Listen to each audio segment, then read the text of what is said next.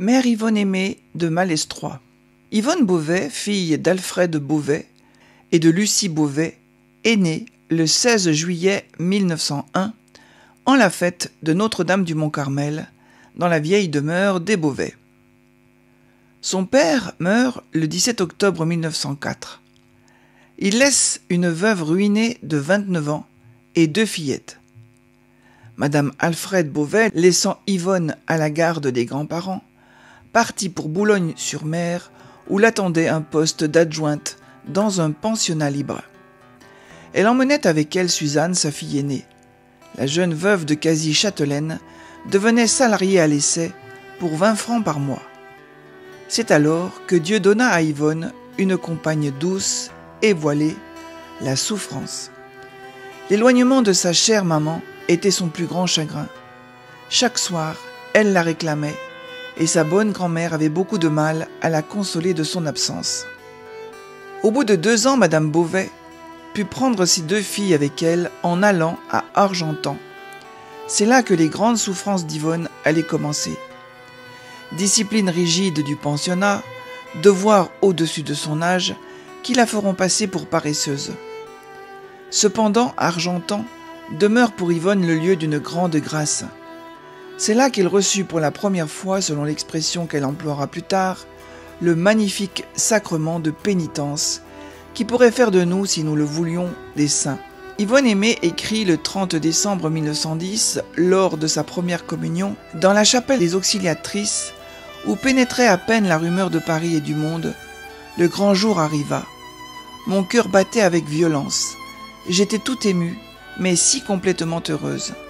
Après avoir reçu Jésus, hostie, mon bonheur fut si grand que j'ai cru en mourir. Je ne pouvais plus parler. Je ne savais que dire à l'hôte de mon cœur. Je t'aime à en mourir.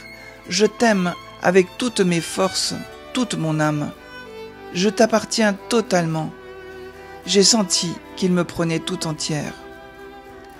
Le 1er janvier 1911, Yvonne s'isola et devant son grand crucifix, mue par l'Esprit Saint, elle écrivit avec son sang. « Ô mon petit Jésus, je me donne à toi entièrement et pour toujours. Je voudrai toujours ce que tu voudras. Je ferai tout ce que tu me diras de faire. Je ne vivrai que pour toi. Je travaillerai en silence. Et si tu le veux, je souffrirai beaucoup en silence.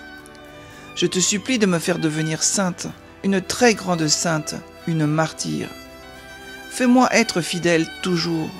Je veux sauver beaucoup d'âmes et t'aimer plus que tout le monde. Mais je veux aussi être toute petite, afin de te donner plus de gloire. Je veux te posséder, mon petit Jésus, et te rayonner. Je veux n'être qu'à toi, mais je veux surtout ta volonté. Ta petite Yvonne, 1er janvier 1911. En 1913, Yvonne fait sa communion solennelle et reçoit la confirmation. Un peu plus tard, le 5 septembre 1913, Yvonne va au collège Sainte-Marie de Neuilly-sur-Seine. Puis, pendant les vacances, sa mère l'envoya en Angleterre, au pensionnat d'Abbey Wood près de Londres. Elle reçut des filles de Jésus de Kermaria, d'Abbey Wood, un accueil qui la mit tout de suite en confiance. Elle s'attacha aux religieuses. Elle entendit l'appel divin et prit conscience formelle de sa vocation religieuse, en s'en ouvrant aux bonnes mères qui s'en réjouirent et y crurent. Puis ce sera les études au Mans pendant 1 an, et enfin l'école Sainte-Geneviève de Neuilly. Après les études, les pauvres. À partir de 1918, Yvonne arrête ses études et se consacre entièrement, secrètement aux pauvres. Elle résolut de travailler et de gagner de l'argent en faisant des ménages. Pendant 2 ans, de 1921 à 1922, elle occupa son emploi de cuisinière et de femme de ménage à la maison. Épuisée par ses activités à la maison et dans les bidonvilles, elle contracta une maladie infectieuse qualifiée de paratyphoïde qui lui procurait d'intenses maux de tête et une fièvre persistante. C'est alors que le médecin parisien prescrit à Yvonne un changement d'air, un séjour prolongé dans une clinique à la campagne. Et ce sera à Malestroit, au fond de la Bretagne. Malestroit, 1800 âmes, ruelle sombre à gros pavés. La plupart des jeunes filles portaient la légère coiffe. Point de langue bretonne mais le patois. Au sortir de Paris, quel calme saisissant. Yvonne recherchait un directeur spirituel. Elle rencontra le père Crété, qui fut bien impressionné dès qu'il découvrit l'âme d'Yvonne. Le 12 juin 1922, dimanche de la Trinité dans la chapelle du monastère, Yvonne témoigne « J'ai vu mon Jésus. Il a daigné répondre au désir que j'avais exprimé de le voir, lui le Créateur, le Roi du ciel et de la terre, descendre et se laisser voir dans toute sa majesté, sa splendeur, à sa petite et toute misérable créature. L'amour divin était là, qui me soutenait. » Lorsque le père Crété entendit cela, il lui répondit « Ma fille, vous avez vu le Seigneur Jésus. Attendez-vous en contrepartie à voir le démon. » Et c'est ce qui arriva dans la nuit du 2 au 3 août. Yvonne raconte « J'avais devant moi un être hideux, une bête humaine, rouge et noire, qui me fixait avec des yeux terrifiants et flamboyants. Il revint à 4 reprises, en faisant un tapage épouvantable dans ma chambre, heurtant les murs, bousculant chaises, tables, meubles, puis il commença à me battre, à m'écorcher le dos, la poitrine, les mains, à me tirer hors de mon lit par les cheveux. Mes souffrances ne sont rien en comparaison de la frayeur que j'ai éprouvée devant cette bête infernale. Il provoque en moi l'horreur et l'épouvante. Mais pour la consoler, la tendre mère du ciel viendra. À 11h, je commençais à faire mon heure sainte, quand tout près de moi, j'entendis une voix très douce, ma fille bien-aimée. Et je vis ma tendre mère du ciel, resplendissante de beauté, me tendre les bras. Je la vis très distinctement. Marie lui dit « Tu es à un titre nouveau, mon enfant toute privilégiée. Aie recours à moi dans tous tes besoins, je viendrai à ton secours. » 4 années et demie vont s'écouler avant qu'elle puisse franchir le seuil du noviciat. Et lorsqu'elle aura la certitude intérieure d'être appelée à celui de Malestroit, les contradictions, les interdictions, toutes sortes d'obstacles se dresseront contre son entrée. L'aimé du roi d'amour. Le 31 octobre 1922, pendant que je faisais mon action de grâce, la voix de Jésus, si belle et si douce, si pleine d'amour, me dit « Les anges t'appellent l'aimé du roi d'amour. » Telle est à l'origine de ce double nom d'Yvonne Aimée, qui deviendra peu à peu le sien.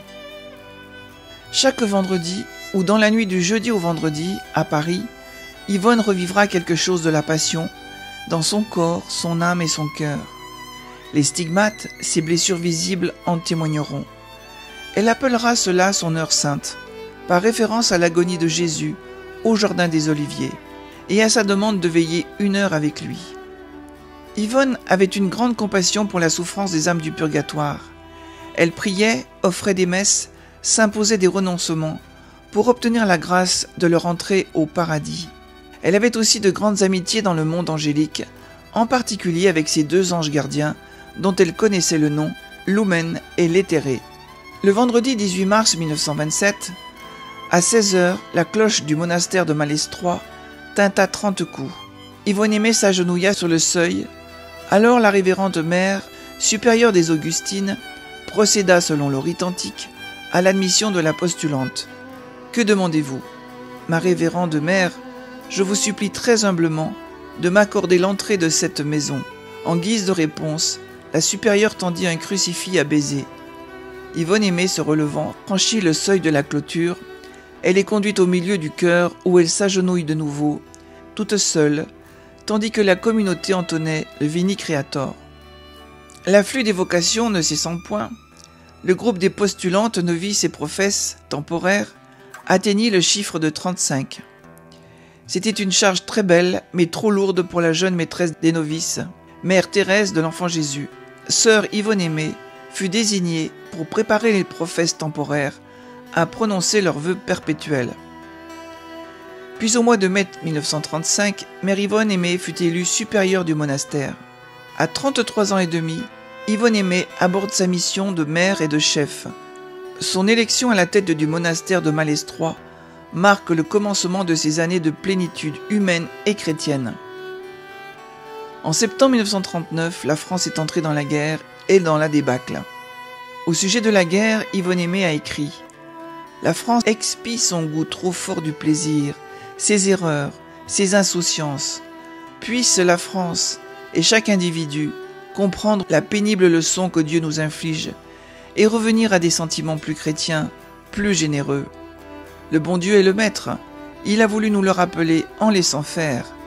Dieu veut purifier la France avant de lui donner la victoire. » Elle annonça son arrestation et la torture.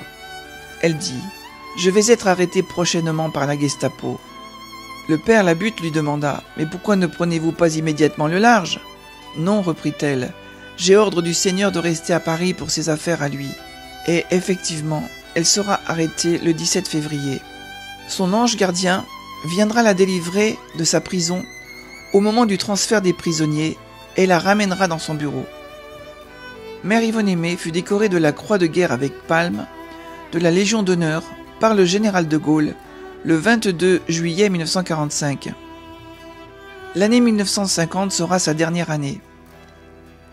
Il faut toujours garder la joie, et c'est dans ces moments-là qu'elle a sa valeur aux yeux de Dieu. J'aspire à la béatitude éternelle dans le repos. Mon Dieu, comme cela sera bon, après toutes les souffrances et soucis de cette terre. Mais il faut le mériter, et ce n'est pas une petite affaire.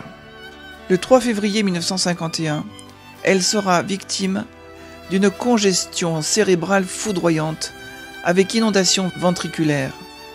Elle rendra le dernier soupir à 19h10, elle a 49 ans et 6 mois. Mère Yvonne Aimée de Jésus est immense. De l'enfance au dernier jour, sa vie brève de 49 ans témoigne d'une progression continue et d'une cohésion absolue. Malgré une avalanche de charisme, c'est au fond une vie toute simple, voire imitable, ne serait-ce que par l'abandon total à Dieu, l'habitude du travail bien fait, la pratique exquise de la charité fraternelle, la joie de croire. Son expérience chrétienne, qui s'insère dans la tradition mystique bimillénaire de l'Église, n'a été ni une évasion ni un refuge, mais dans la discrétion, le silence, la paix, l'oubli de soi, un débordement de vie. Grande malade, accablée d'épreuves, de responsabilités et de travaux, loin de se replier sur sa souffrance, elle a déployé une suractivité ordonnée. Ce n'est pas le moindre paradoxe de cette existence inouïe. Plus encore qu'un paradoxe, c'était la croix qu'elle portait, la part qu'elle prenait au mystère de la passion du Christ et du salut du monde. De sa simplicité d'enfant et de son envergure de chef, tout son être rayonnait une lumière venant de l'amour fou qu'elle manifestait à Dieu, à Jésus-Christ, aux pauvres, aux âmes, tant il est vrai que celui qui aime demeure dans la lumière. Tout droit au service du roi Jésus, cette devise qu'elle s'était donnée dès le temps de sa jeunesse, concrétisait et spécifiait son amour. On ne saura jamais tout ce qu'elle a fait pour le Seigneur Jésus, pour l'Église, pour la France, pour d'autres nations, pour les pauvres, et surtout pour le monde des âmes, dont elle avait une si extraordinaire pénétration. Moderne de goût, marchant avec son temps, fidèle à la tradition quand celle-ci était créatrice, heureuse et fière d'être française, enracinée profondément dans l'Église catholique et dans l'ordre de Saint-Augustin, disciple de Thérèse de Lisieux, elle vivait dans la plénitude de l'instant présent, des valeurs du monde à venir, sa vie entièrement donnée, le sentiment d'exil terrestre, la nostalgie et le désir du ciel, le regard d'amour qu'elle posait sur tout être, la joie et la merveilleuse liberté des enfants de Dieu qu'elle manifestait, et à certaines heures, la clarté et l'agilité de son corps étaient une anticipation du royaume, l'ailleurs venu à nous.